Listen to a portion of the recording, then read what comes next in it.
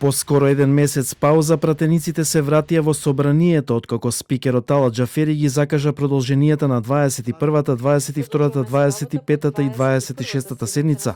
На почетокот, координаторот на пратеничката група на ВМРО ДПМН Никола Мицевски посочи дека владиното мнозинство се уште има проблеми во своите редови. Тоа, како што рече Мицевски, можело да се види и од 50-тината присутни пратеници од страна на владеачкото мнозинство. Според него, денешното закажување продолжение на 4 седници е да се покаже на јавноста дека собранието работи, а во суштина, како што рече, има по 1 до 2 точки кои исполнуваат услови за работа на денешната пленарна седница. Очигледно дека проблемите во владиното мнозинство се уште не се надминати, затоа што доколку беше обратно, очекував дека денеска ќе закажевте продолжение на 34-та седница, која што ја пробав и бевме во обид да ја почнеме на 16 февруар. Според спикерот Талат Џафери, единствената причина што на денешната седница се најдоа продолжувањата на 4 седници е затоа што тие не се довршени иако се почнати пред повеќе месеци.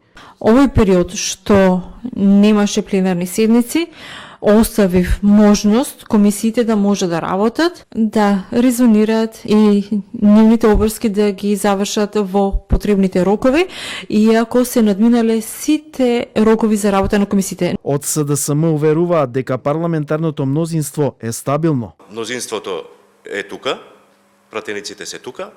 Очекуваме дека ќе продолжат и нови седници во наредниот период, меѓутоа си ги завршуваме работите онака како што се почнати по хронолошки редослед. Продолженијата на пленарните седници доаѓа по координативната средба на првите луѓе на пратеничките групи и подпредседателите со собранискиот председател Џафери, на која присуствувал заменик координаторот на ДУИ Арбер Адеми, додека координаторите на ВМРО ДПМН, Алијанса на албанците и Алтернатива, кои не одат на овие средби веќе подолго време, не присуствуваа на состанокот, но има неформална комуникација со Џафери за работата и активностите на собранието. Проблемите се појавија во пратеничката група на ДУИ, со што собранието повеќе недели не можеше да одржи нова пленарна седница заради немање кворум.